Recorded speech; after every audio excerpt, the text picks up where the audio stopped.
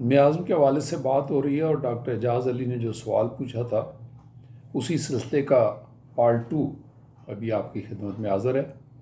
تو پارٹ 1 کے آخر میں ہم کہہ رہے تھے کہ جارج لیئرز کے مطابق دوا دینے کی بات کرتے ہیں۔ اسی لیئر بائی لیئر ٹریٹمنٹ کو کے علاج کو انہوں نے کلکیریا کارپ کے ضمن میں بیان کیا ہے، اور میٹیریا میڈیکا وائوا میں کلکیریا کارپ کے باب میں یہ بات کہی گئی جو میں بھی آپ سے بیان کرتا ہوں۔ یہاں سے ان کا مائنڈ سیٹ ہمیں آسانی سے سمجھ میں آ جاتا ہے۔ لکھتے ہیں کہ مثال کے طور پر ایک مریضہ ہے جس کے اوپر دکھ، اداسی، صدمہ آیا اور اس کے اوپر اگنیشیا کی طے چڑھ گئی۔ اگنیشیا کے اوپر پھر تھوڑا وقت گزرا تو نیٹرمیور کی طے چڑھ گئی، جبکہ اس کا اوریجنل کانسٹیٹیوشن کلکیریا کارپ کا ہے۔ اس کے بعد اسے ویکسینیشن دی گئی تو تھوجا کی لیئر چڑھ گئی یا مربیلینم کی لیئر چڑھ گئی علامات کے مطابق۔ یوں یہ لیئرز چڑھتی جا رہی ہیں۔ پھر اس کو انفلوئنزا ہو گیا تو انفلوئنزم کی لیئر اس کے اوپر چڑھ گئی۔ تو اب آپ اس مریضہ کا کسی طور پر بھی علاج نہیں کر سکو گے جب تک یہ طے در طے لیئرز والی بیماریاں جو چڑھی ہیں ان کا کنسیپٹ آپ کے سامنے کلیئر نہ ہو۔ لہذا اب اس کیس میں کیا کرنا ہوگا؟ سب سے پہلے اس کو انفلوئنزم دینی ہے۔ اب دیکھیں انفلوئنزم ایک نوزوڈ ہے، پھر تھوجا۔ اب دیکھیں تھوجا یہاں سائیکوسس میازم کی اینٹی میازمیٹک دوائی، پھر نیٹرمیور اور پھر اگنیشیا۔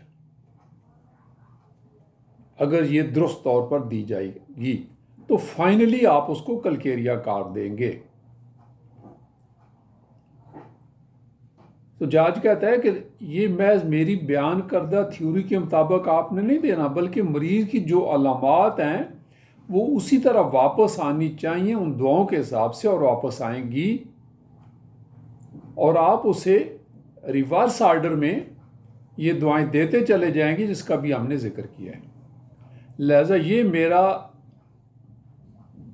جو لیئر آف ڈسٹربنس کا کنسیپٹ ہے جو میں نے اپنی تحریروں میں بھی لکھا ہے، اور یہی میرا انڈر لائنگ تھیوری آف میازم کا بھی کنسیپٹ ہے۔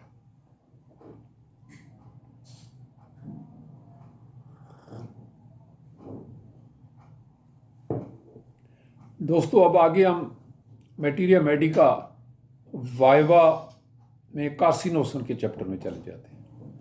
وہاں بھی وہ اسے ایک نوزوڈ مان کر آگے بات کر رہا ہے، اور اس طرح جارج یہاں کارسینوسن کے کیس میں کہتا ہے کہ فرض کریں ایک مریض جس کی پرسنل اور فیملی ہسٹری میں درجنوں بیماریاں آئی ہیں اور وہ خود بھی کئی بیماریوں سے ہو کر گزرا ہے اور آپ کے پاس آیا ہے،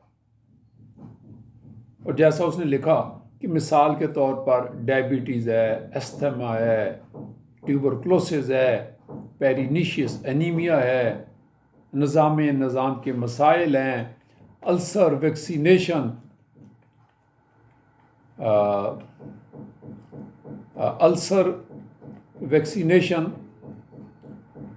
کی ہسٹری ہے، سب کچھ۔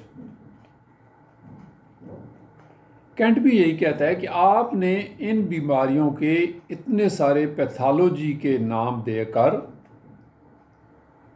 کارسینوسن ایڈوائز نہیں کرنی۔ کیوں؟ آپ کو جب تک گائیڈنگ سمٹمز نہیں ملیں گے آپ کارسینوسن پرسکرائب نہیں کر سکتے۔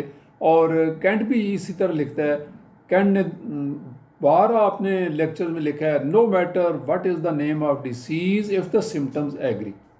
سمٹمز ایگری ہیں تو دوائی دے دیں، بیماری کو دفع بلا کریں۔ آج کل کہتے ہیں بیماریوں کے نام پر دوائی دینی چاہیے۔ بیماریوں کے ناموں پر دوائی نہیں دینی چاہیے۔ بیمار جو ہے، جس کو جو بھی بیماری ہے، وہ جو اپنی اس کی وائٹل فورس جو سمٹمز ٹرانسمٹ کر رہی ہے ان کی گائیڈ لائن میں، ان کی روشنی میں دوائی دینی چاہیے۔ یہی ہومیوپیتھک فلاسفی ہے۔ اب یہاں وہ خود کہہ رہا ہے کہ دیکھیں یہ جو پیتھالوجی ڈیولپ ہو رہی ہے اس پر نہیں کارسینوسن دے مارنی آپ نے کہ کینسر ہوا تھا تو کارسینوسن دے دیں، ٹی بی ہوئی تھی تو ٹیوبر دے دیں، اور نہیں، جو مریض اس مرض سے کے دوران یا اس کے بعد جو بھی وہ گائیڈنگ، خیر یہ ہمارا موضوع سے تھوڑا ہٹ کر ہے، ہم اپنے موضوع پر آئے تو دیکھیں وہ کینٹ کہتا ہے no matter what is the name of disease if the symptoms agree, اور یہ بڑی بات ہے، اس پر سب لوگ متفق ہیں، اگر کسی میازمیٹک دوائی کے سمٹمز آتے ہیں یا سمٹمز آئیں گے تو تب ہی آپ نے وہ دوا تجویز کرنی ہے۔ ٹاکس آن کلاسیکل ہومیوپیتھی میں اور سینکم البم کیس میں جاج لکھتا ہے کہ میاز کو بعض دفعہ ایک ہی دعا ایلیمینیٹ نہیں کر سکتی اور کئی دعائیں یکے بعد دیگرے دینے پڑتے ہیں، یعنی کسی ایک ہی لیئر کو ختم کرنے کے لیے بھی محض ایک دعا بعض دفعہ کافی نہیں ہوتی، 2 دوائیاں 3 4 حسب علامات حسب موقع دینی تو ایک وقت میں ایک ہی ہے، اور یہی بات جے ایچ ایلن نے بھی لکھی ہے کہ بعض اوقات آپ ایک ہی دعا سے ایکٹیو میاز کو ختم نہیں کر سکتے، یعنی علامات کے مطابق ایک سے زیادہ دعائیں وقت آنے پر یکے بعد دیگرے استعمال کرنی پڑ جاتی ہیں۔ اور اسی کتاب میں آگے چل کر کروٹیلس ہورائڈس کا کیس آتا ہے، جارج کی بات کر، تو وہاں بھی ملٹیپل میازم کی بات کر رہا ہے کہ اس کیس میں کئی میازم آتے ہیں، وہ جو کیس کوئی بیان کر رہا ہے اس کی تفصیل نہیں لکھی، تو اس میں یہی کہا کہ اس کیس میں کئی میازم آتے ہیں، تو میں سمجھتا ہوں چونکہ جارج بلیو کرتا ہے کہ کئی اینٹی میازمیٹک دواؤں کا دینا ضروری ہے، تو یہی اس کی تحریروں میں ملتا ہے کہ جب وہ کیس کو ڈسکس کرتا ہے تو ساتھ میں جہاں میازم آتے ہیں ان کا ذکر کر رہا ہے۔ تو یہاں پھر ٹائم ہو گیا ہے اس لیکچر کو یہاں روکنے کا، تو اسی سلسلے کو پارٹ 2 کو یہاں ختم کرتے ہیں اور پارٹ 3 میں پھر آپ کے پاس حاضر ہوتے ہیں۔ Thank you so much.